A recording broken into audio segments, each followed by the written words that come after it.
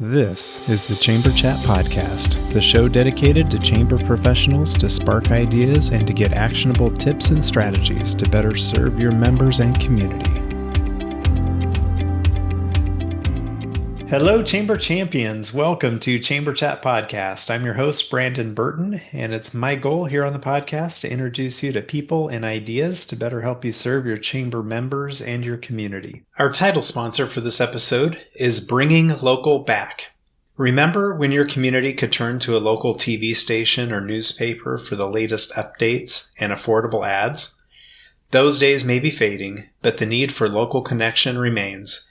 That's why we created Bringing Local Back, a game-changing platform that restores local visibility and advertising power to your community. It's more than just tech. It's about driving engagement and creating new revenue for your chamber. Ready to see the future? Visit bringinglocalback.com to schedule your demo today. This is the future of local commerce. You're joining us for a special episode in our 2025 ACCE Chamber of the Year Finalist Series. And our guests for this episode are Kyle Spurgeon and Lindsay Dawkins Moon, representing the Greater Jackson Chamber. Kyle is the president and CEO of the Greater Jackson Chamber. Under his leadership, the Chamber was named 2024 Tennessee Chamber of the Year and is one of only 174 accredited chambers in the U.S.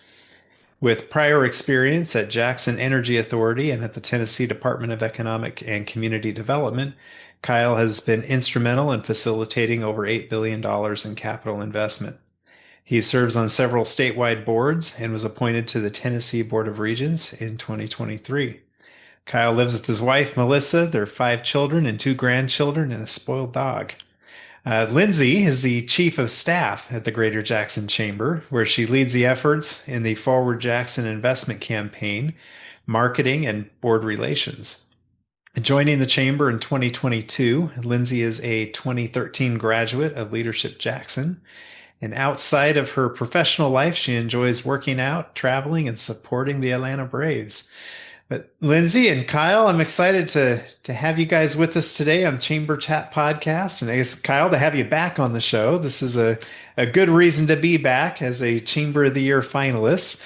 But congratulations. Want to give you guys a chance to say hello to all the listeners out there. And if you would, share something interesting about yourselves so we can get to know you a little better. Well, Brandon, thank you for the invitation to be back. And I hate to start something and correct something you said, but I need to make it perfectly clear that my wife and I do not live with 5 kids and 2 grandkids and a dog. We are empty nesters. Okay. Those 5 kids are gone. And the 2 grandkids, we love them, but we can send them back. I had all sorts of questions about that, so thank you. Exactly. So that dog is uberly spoiled. So absolutely. Awesome. Yeah, we excited to be back on here and excited to be named a Chamber of the Year finalist. That's such great recognition for our chamber, but for our team here and all of our investors, that's where the credit goes because they allow us to do something that I know I love to do every day. And judging from the smile that Lindsay has on her face, about 95% of the time, I think she likes it too. That's great. I agree. We'll even say 98% of the time. There's always a few days, but it's great and excited that we are a finalist. And I think it just speaks to, like Kyle said, what our staff does, what our board does, what our community really is a part of. And so that's always fun. I'll give my fun little fun fact. I was actually talking to a friend about this. I always like to say I've been to the Amazon before and got to spend a few days roughing it in the Amazon. So not too many people that I've known have been able to do that, but it was an interesting little trip a couple of years ago. I bet. That sounds like quite the experience. Yeah. That's awesome. Well, Kyle, would you tell us a little bit more about the Greater Jackson Chamber, just to kind of set the stage for our discussion? Give us an idea of the size of the chamber, staff, the scope of work you guys are involved with, budget, that sort of things, just to prepare us. Yeah. And I think you said something when you started this podcast about chamber champions. That's something I think you can describe our team, that we're champions for West Tennessee, specifically Jackson, Madison County. Our chamber, we have 1,065 plus or minus members, budget just over $2 million. We serve, and I use this a lot, we're kind of the capital of rural West Tennessee. We're the largest city between Memphis and Nashville, right on Interstate 40. And there's a lot of growth occurring here. You may be aware that Blue Oval City, which is Ford's $5.6 billion project announced 3 years ago, they'll be operational in 2027. So we're seeing tremendous growth in this part of the country. And one of the things I brag about, and I wish I had come up with this, but it was a previous chairman 10 to 12 years ago, and it still holds true, is this chamber has a seat at the table at every major conversation that's going on in this community. And that is either through a staff member, a board member, an executive committee member, whatever that is. So we are ingrained in this community and throughout West Tennessee. We've got great brand identity, and that's something we protect very hard in what we're doing through our program of work, how we're influencing growth in this area. One of the things about Jackson is we are extremely selective in that if you look at our economic development program, not every company that wants to locate in this area may be a fit for Jackson. So we're attracting companies, high capex projects, lower employment count, 2 to 3 to 400, and then higher wage. That's the type of stuff that we're after. And then this chamber, we also do leadership programs, interact with our small businesses. We lead in many different ways. Just started a new effort this year that Lindsay led, the State Games of Tennessee. The inaugural event was held over the past 3 weekends, and that was a huge success. And so we, the recognition to be named a finalist for Chamber of the Year, I think really validates a lot of the work that we're doing in Jackson and West Tennessee.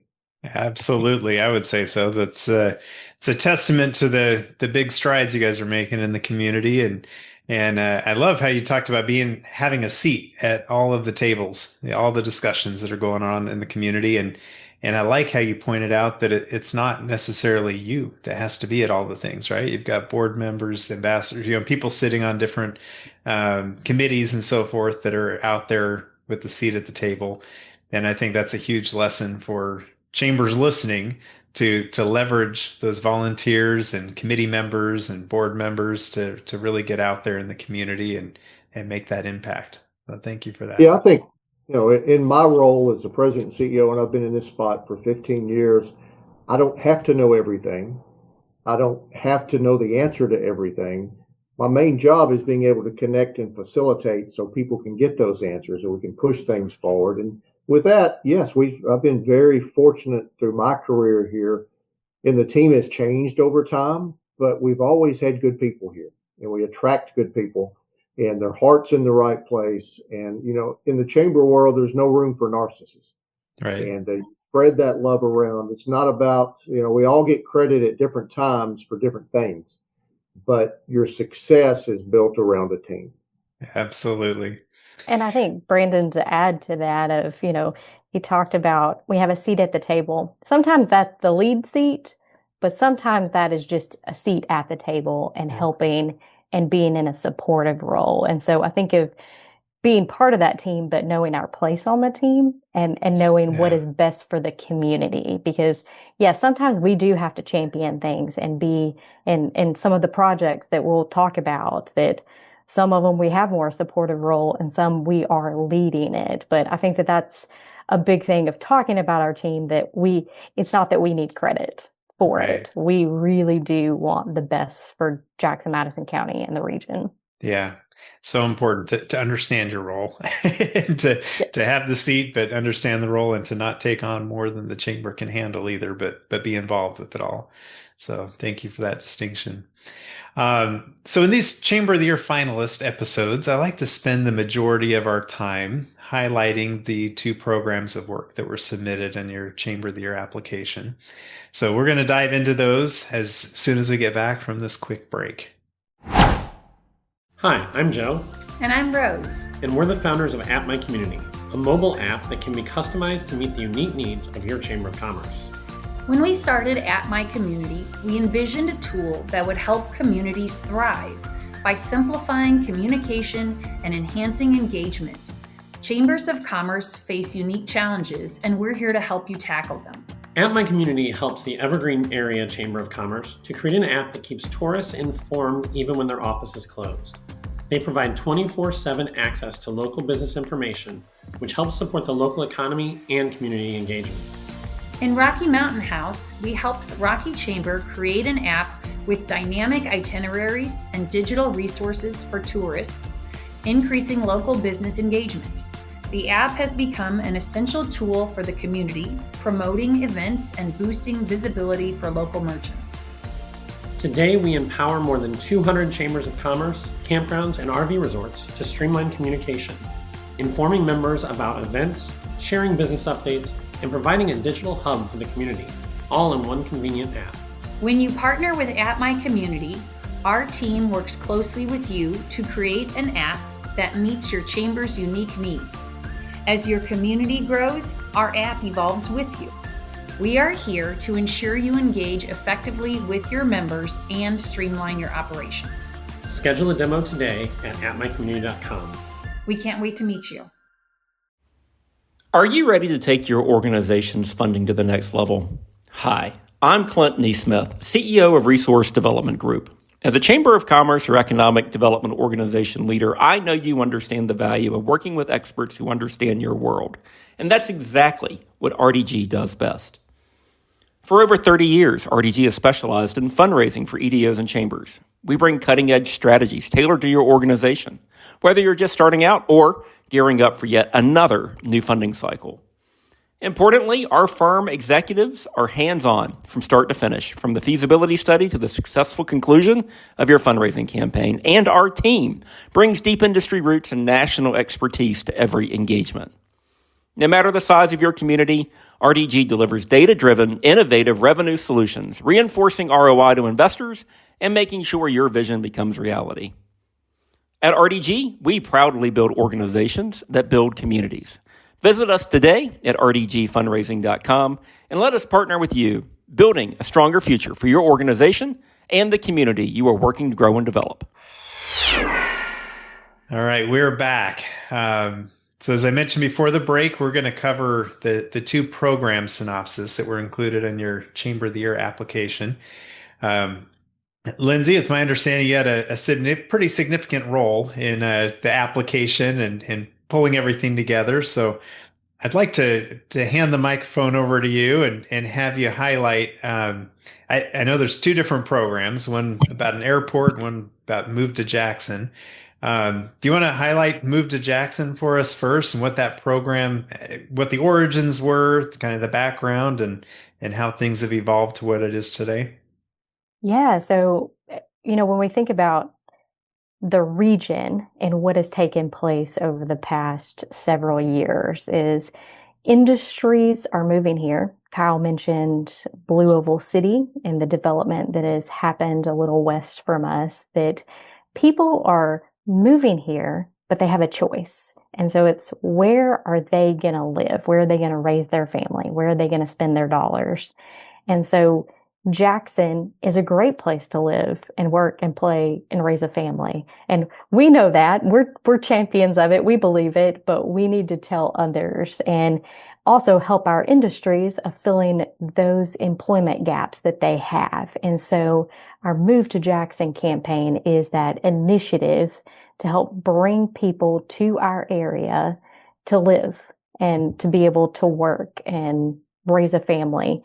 And so we started this about a year and a half ago as a thought of, once again, in direct response to Blue Oval City, of we need something, an active campaign to help attract people, because we have our Visit Jackson, which is for tourism, but moving to Jackson is different from being a tourist. Yeah, and a little so different focus. Yeah. Exactly. And so we kind of spearheaded this project and creating a website that people could go and find I like to call it a one-stop shop of all things Jackson. You're going to get a brief overview of everything from quality of life to healthcare to education to housing to job opportunities.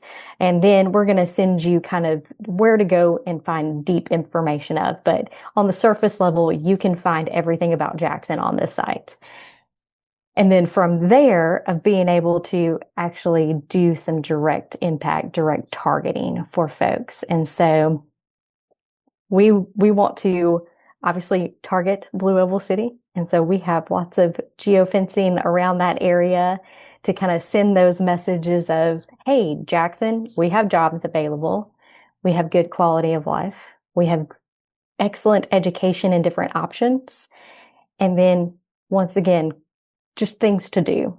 So different messages that we are sending to different folks. Blue Oval City is one of them. And then we also are targeting our healthcare workers because we have a partnership with West Tennessee Healthcare that nursing is also an area that we need more nurses in our area. And so we're able to geofence the schools, the universities that they actually recruit from. So I always like to say we're those creeper people that, you get those messages and you're like, how did they know? Or how did they They're get listening, their information? right? Right. And so some other different ways that we're doing this is it's called warn notices. So when businesses, industries, if they're closing, they have to report to the state of how many people they're laying off, if it's temporary, if it's furloughed, and dates that go with it. So we actually look at states all surrounding us and states that we know people are moving from, and we keep up with their warn notices. And so we geofence those industries that are closing. Okay. That we're particular to Smart. in what we do. We have certain targets that our industries need. And so we're pretty specific in who we're kind of after. And so is there a certain radius that you target with the geofencing in those communities? Like, would you go, I don't know, 10 hours away in a car drive, or how close do you try to keep it to Jackson? So we have a 200-mile radius that we do. And then just from hearing from realtors and other research that we know, there might be some other states, maybe outside of that 200-mile radius, but we know that people are coming from that area, or jobs that are similar, that people would potentially be moving from that. And so we're doing that.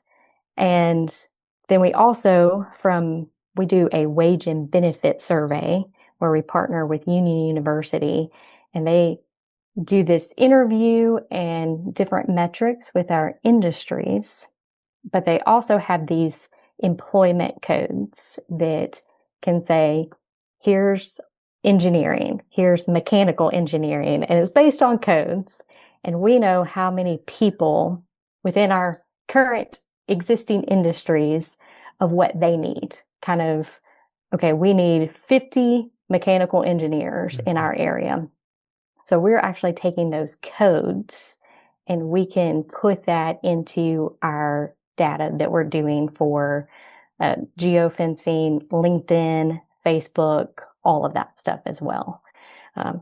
Like I said, it's one of those really creepy things that you like, how can you even do some of this stuff? But our main focus, though, is being strategic, of thinking about, like, okay, plant closings that are similar to us, or jobs that people are already here looking for. This is what we need, because we want to support our existing industries and the work that they're doing and the jobs that they need. And so that's what these marketing efforts are doing, and helping refill the people that they need. And then we're getting random people from just outside, because our cost of living is lower, our housing cost lower than a lot of other places. And so they're being attracted to our area. Yeah. So I think of, a lot of chambers traditionally have done and still do like relocation packets, right? Yep. And I see Move to Jackson as almost being a virtual relocation packet that connects all those dots for somebody looking to relocate to a community, to your community. Um, I'm curious more on the geofencing because being strategic and I think a lot of listeners, they may know or they've heard of geofencing. And I don't expect you to give a full tutorial on how to do it, but how could somebody get started in learning about geofencing and kind of get the groundwork of how that works? I think my best advice is I will tell you, I'm not an expert in this at all. It is very nuanced and detailed. It can be as basic as you want it, but then as detailed as you The would more like you it can dial too. it in, the better it'll work. Yeah. Exactly. And so we kind of looked at early on, okay, do we want to take this on ourselves or do we want to actually bring in a partner? And our best case was let's bring somebody in and this is all they do. Smart. And so Yeah. we have a chamber member that their business is this, that's what they do. And they have actually worked with a couple relocation places in different parts of the country. They worked at a place in Pennsylvania where they were, it was an entity there trying to get people who have lived there, grew up there, they moved, and they were trying to get them to come back. So different targeting campaigns for them. And so just having their experience to me is the best case. Yeah. Not saying that people can't do it on their own, but if you have somebody that is skilled in that area, I would go with them because you'll Yeah. get your bang for your buck of Makes a being lot able of to do sense. that. Yeah. Kyle, do you have anything you want to add to the Move to Jackson campaign? Or did Lindsay Yeah, I think cover it all? it's so Lindsay talked about, the external part of that, where we're going out. The inward piece is it's really been helpful. It's a tool for us, for especially our real estate folks and our Yeah. HR managers, that if I'm in a meeting or someone from our economic development team, hey, we are struggling. We're trying to get some folks to move here or whatever. But we don't have enough resources. We point them to that website. And one of the things we've done, of course, in the chamber business, we are very protective of our members. This website, although it's done by the chamber and funded through our investors, there are folks on there, and we may point folks that look at the site to non-chamber members. Now, of course, we're trying to get them to join, but if you're looking at moving here, as good as our chamber is, not 100% of the businesses No. belong yet. So we're Not at yet. I like so that. it's become a real tool for us. And you mentioned looking at what chambers do, the relocation packages. Yeah. Let's be very honest, that is inefficient. You've got somebody pulling together all these magazines and maps and different things and loading them up into a piece and sending it out. And that's not, in our opinion, the best way to do it. Send them to your website. You look at it on your phone, look at it on your computer, whatever that is. Much more efficient, and it's easy for us to give other people the opportunity to utilize that site. Yeah. Makes a lot of sense. Well, let's shift gears to the second program or the other program that was on the application regarding the airport. Lindsay, do you want to kick off what that program was? Yeah, so this one, I love our move to Jackson and I get to work directly with that and it impacts a lot of people. But our airport is a very tangible thing that people can see within our community and has made, I'm going to say, big strides in continuing making a big impact in Jackson, but not just there, the region. And so I'll talk a little bit about it. I'll let Kyle talk more details of it. He was involved a little bit more than I was in the back end of it. But so we were able to help. And this is where I go back to if we lead or if we support. And, we kind of led Move to Jackson campaign. And the airport was, we led at times and supported at times. I felt like we were a little bit of both in our role. And so for the longest time, and I will say I was one that flew it a couple of times that did not have the greatest experience of, we had it fit, 8 to 10 people on it that went to Atlanta. Sometimes it would make it there. Sometimes it would get canceled.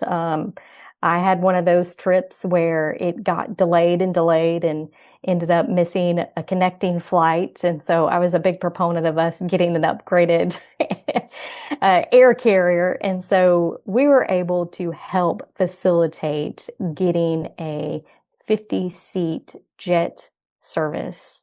And part of the essential air service was the Department of Transportation here in Jackson. And when you talk about having an 8 to 10 seater that sometimes made it to Atlanta, was late a lot of times, and then we'd go to a 50-seat jet that is on time over 95% of the time. That's a huge difference of what this does for our community and the region, of giving them an opportunity. And Denver Air Connection not only goes to Atlanta, but it also goes to Chicago. And so we have opened another door of travel, and not just domestic travel, but international travel, because you think of both Chicago and Atlanta hubs for international connections. Yeah.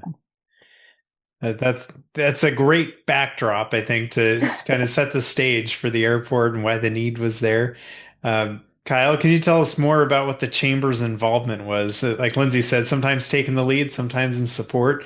That seems like a hard balance to keep in place, but you guys have pulled it off. So tell us what the involvement was and how that worked.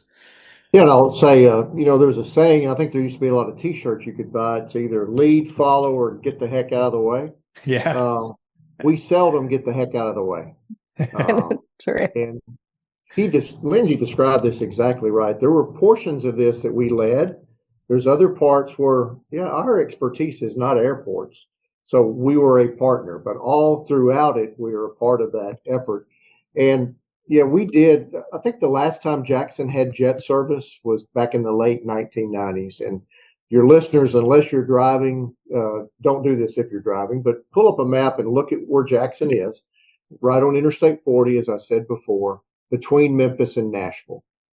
And when you're traveling somewhere, you go to a website, and if you're going to New York City, if you're going to Chicago, Atlanta, your choice is really or fly out of Nashville or Memphis, which are both great airports. We are blessed to be 2 hours from Nashville and an hour and 10 minutes from the Memphis airport. So those are choices.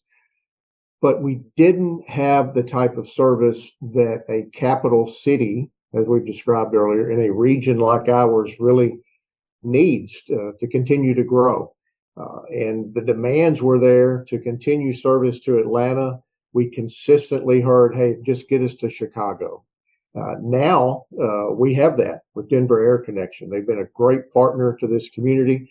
We have TSA service in place, and TSA, and you think about this, if the flight is booked solid, it means you're going to be the 50th person on the plane. That's right. not too bad.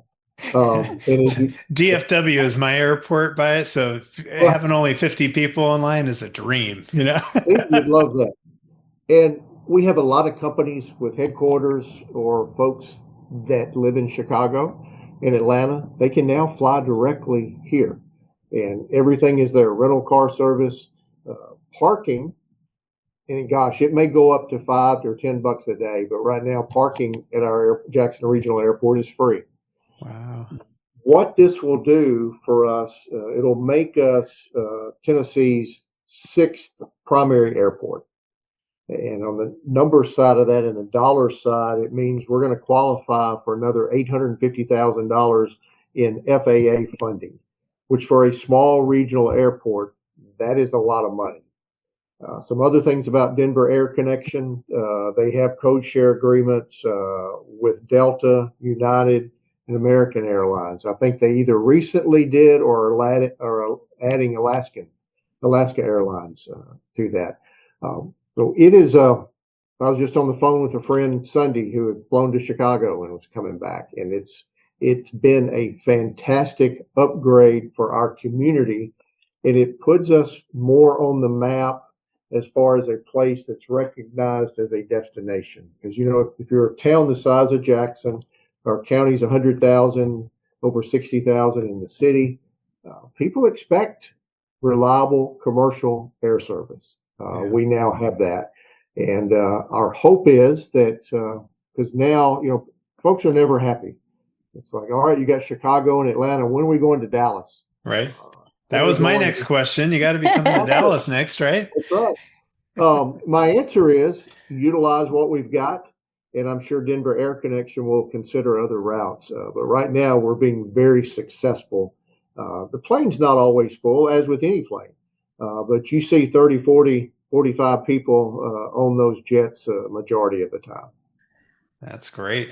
That's such a huge impact in the community. And I can imagine as Blue Oval City, gets up and running too in a couple of years here, like that need for the airport's going to be that much more.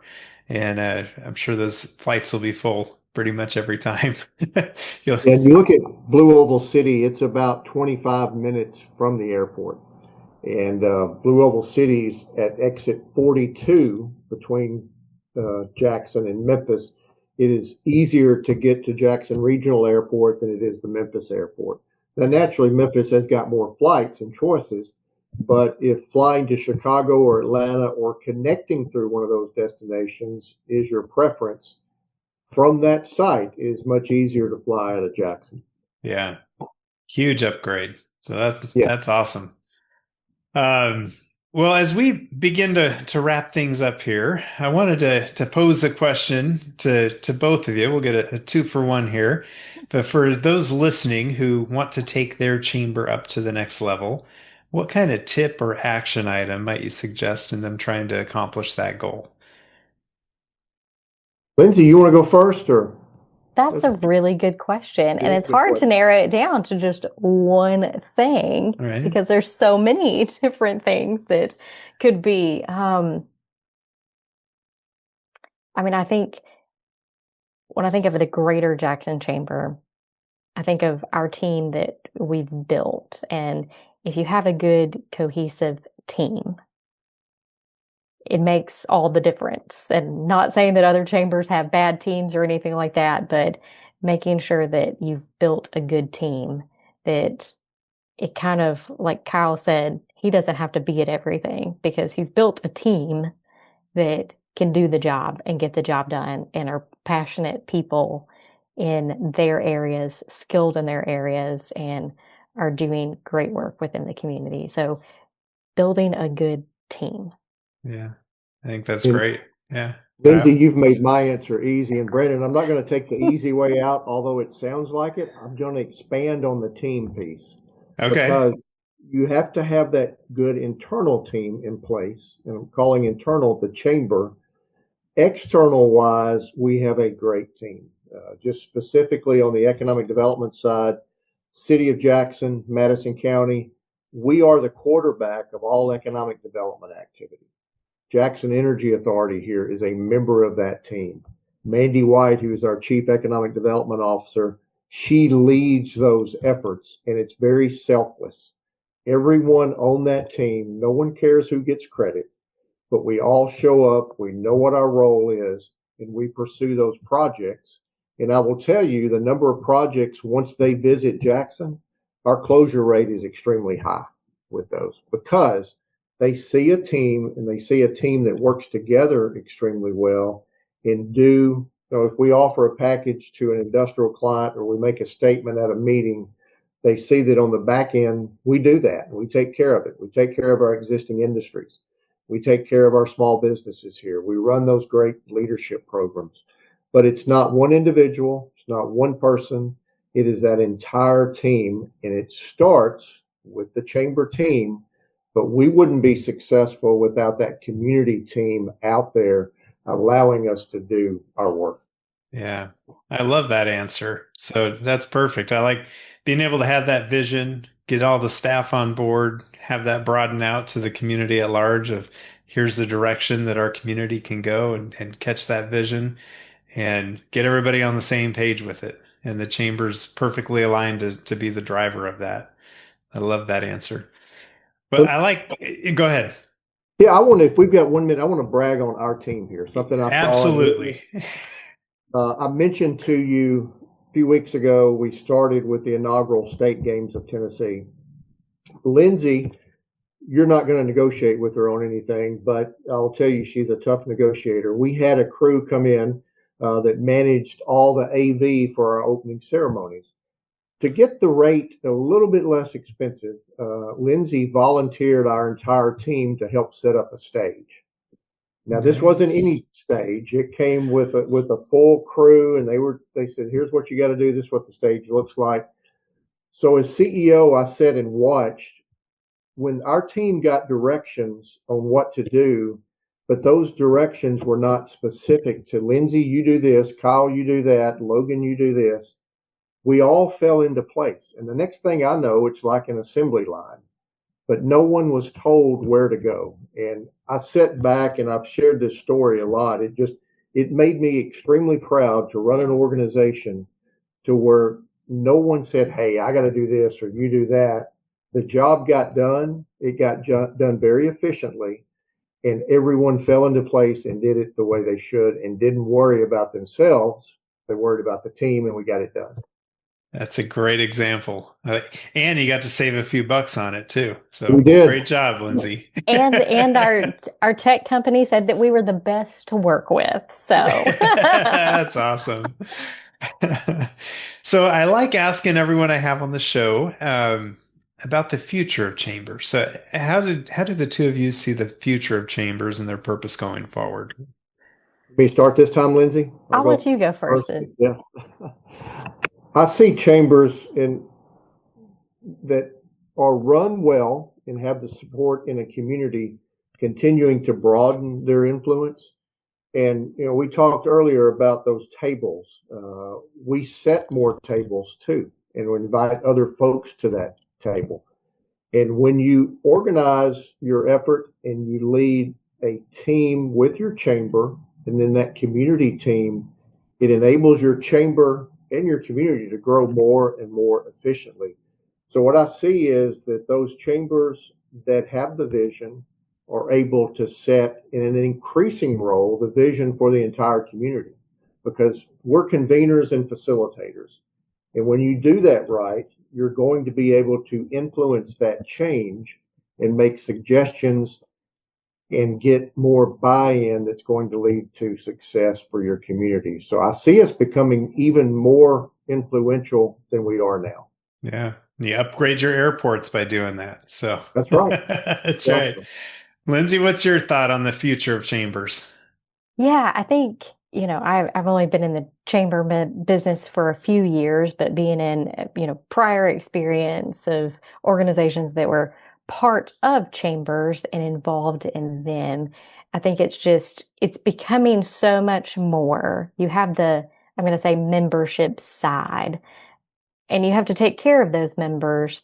But that is just a very small piece of what the chamber and what their future kind of looks like. And I think kind of piggybacking on Kyle of being more change makers and leading that change within the community, but also obviously staying within the vision and mission of the chamber, and also changing within the times of the community as well. Because I think one of our biggest things is we see what's happening at the moment or in the future, and it changes. Airport wasn't necessarily a big topic many years ago, but recently it is.